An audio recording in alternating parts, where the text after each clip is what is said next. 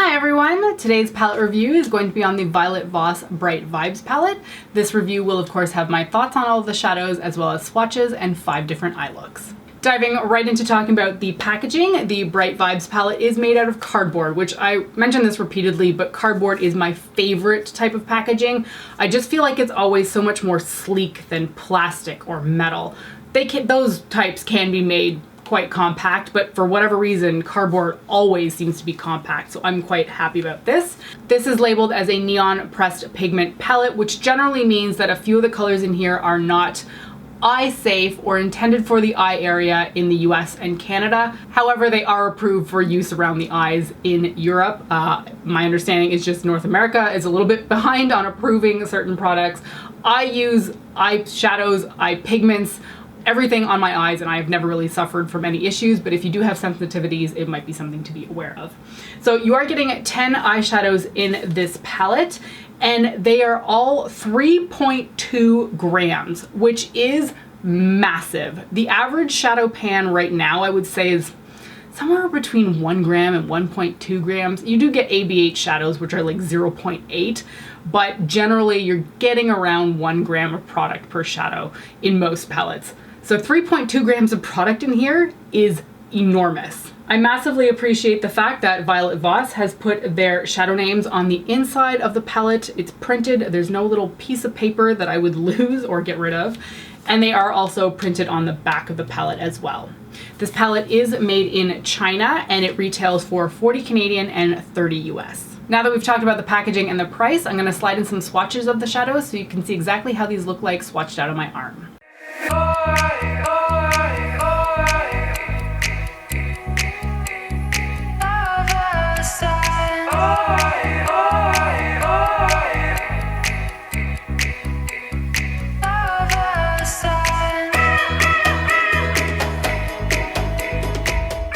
Okay, you've seen the swatches, so let's talk a little bit more about these shadows in depth. The first thing I have to mention is the fact that this is labeled as a neon pressed pigment palette, and yet I don't actually feel like the bulk of these shades in here are neon eyeshadows. They're just really bright, but they're not that neon, which is a little bit bizarre.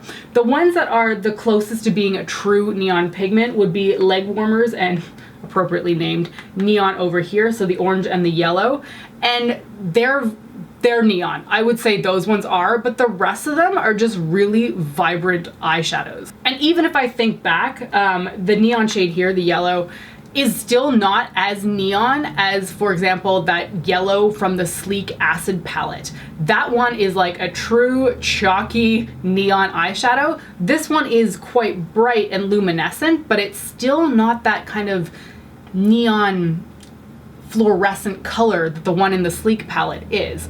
So that being said, it actually makes this palette a little bit easier to play with, which is really nice because I've been saying for a long time now that neon eyeshadows are not easy to work with. They just aren't. They are difficult to apply. You usually have to use a white base with them. You have to pack them on your lid. You can't really buff them out without it going like just flaking off your skin basically. So they can be a pain in the butt to use.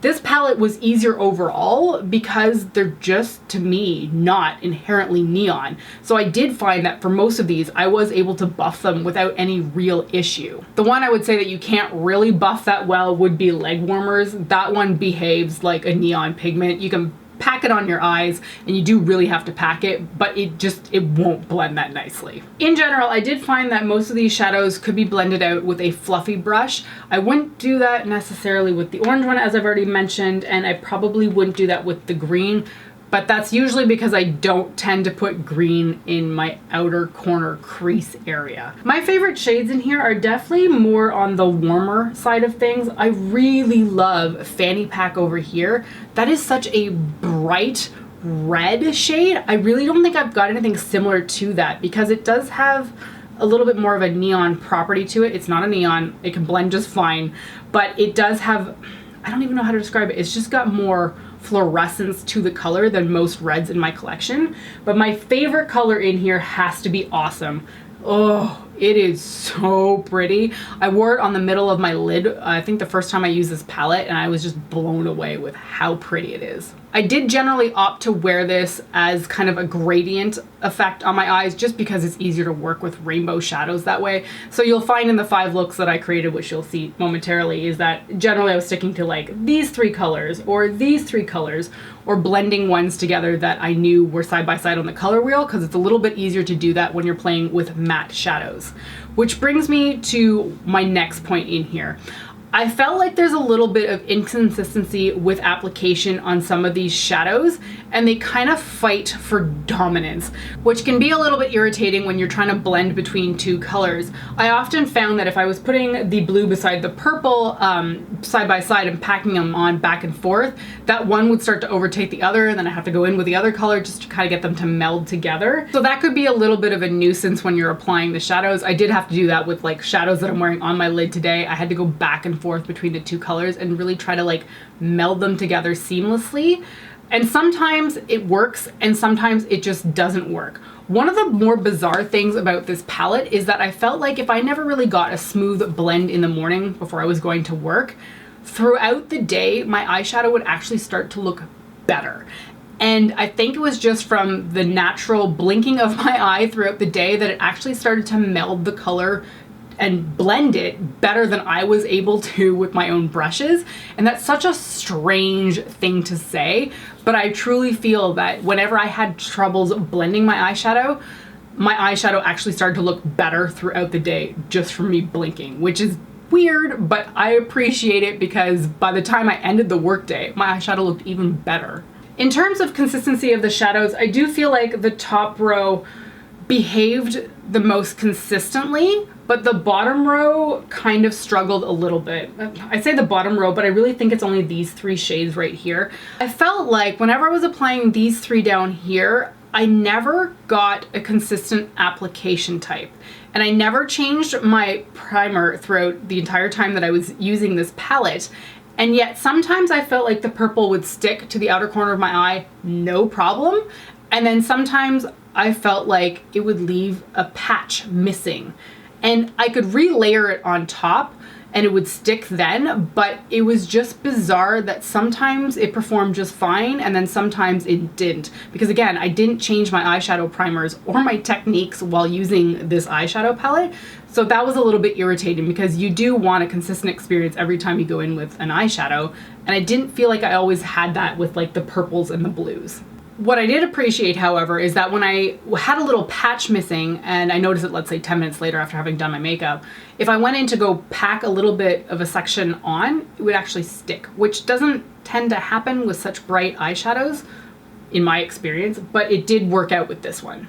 I did feel like you could blend most of these shadows out without issue, which is great because I wasn't really expecting that. Because it was labeled as a neon pressed pigment palette, I just thought I was going to be packing these on, but that wasn't necessarily the case.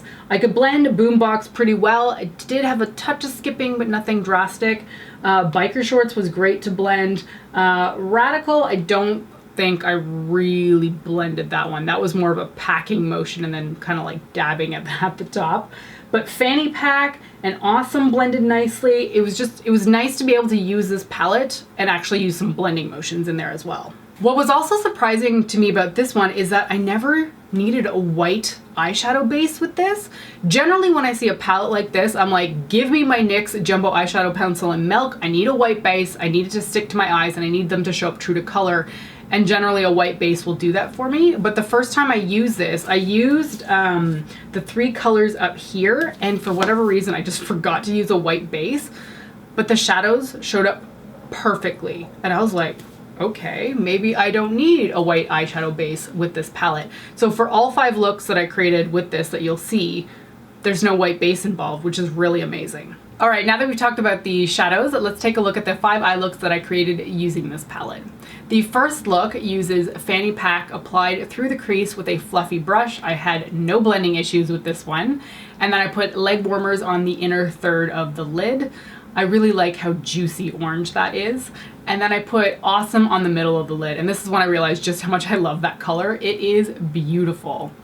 And then I have Fanny Pack on the outer corner of the lid and then tapped it through the crease. I used a denser brush for this because I didn't want it to appear as blended out as it does in the true crease up to my brow.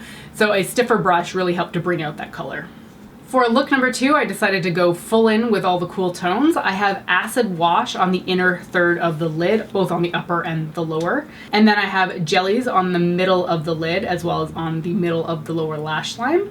And then I put radical on the outer third of the eye and blended it through my crease a little bit, but I think you can see it looks a little bit patchy here and I'm not in love with how it's blended out. For look number 3, I have neon on the inner third of the lid, and I really like how brightly it shows up against aerobics, which is on the center of my lid. Those two colors together are just a match made in heaven. They are really pretty. And then I have acid wash on the outer third of the lid, and then a little bit of jellies just to sort of deepen up that outer corner area. For look number 4, I decided to go full pink because I hadn't really used the pink colors that much. I have neon on the inner corner of my eye. I really wanted a neon bright yellow pop of color for this look because I don't generally pair yellow with pink. And then I have boombox on the center of my lid and then buffed along my lower lash line. And then I have biker shorts on the very outer corner of the eye. For today's look, I decided to go full rainbow. So I started out by applying a boombox through my crease with a fluffy brush. I'm just using this as my transition color. And then I started in with the green, which is aerobics, and applied that to the inner third of my eye. I then followed it up with acid wash on the center of my lid. And for those two, I really just used packing motions. And then for the outer corner of my eye, I used Radical, which is the purple, and I did feel like I had to go back in with it a few times to really make sure that it stuck to my lid. I then applied neon to the inner corner of my eye, followed it up with leg warmers on the center of my lower lash line, but it was a little bit patchy and I felt like I had to really layer it in order to get it to stay there. And then I used fanny pack on the outer corner of my lash line and brought it up towards Radical to sort of blend the purple and the red together. I really love this inverted rainbow that I came up with this palette. I tend to usually do rainbow looks by putting the red and the orange and the yellow on the top of the lid, but I like how it's reversed in this one. All right, so final thoughts on the Violet Voss Bright Vibes palette. I'm a little bit conflicted, to be honest. It took me a while to come up with this review because I felt like I just kept having an inconsistent experience with the shadows. Sometimes they worked out perfectly well without any problems and I was very happy with my look. And then sometimes I felt like I just had to keep layering the shadows, and that could be okay, but it was also a bit of a frustration point. It's not always fun to go in with a palette and not know if the same shadow that worked for you yesterday is going to work for you today. That gets annoying.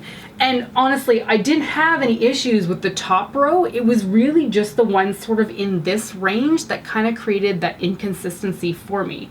This is a palette that I feel works well with other palettes. I'm not sure, honestly, how much I would reach for this one by itself. I really like the look that I'm wearing today, and I really liked, I think it was the day one look.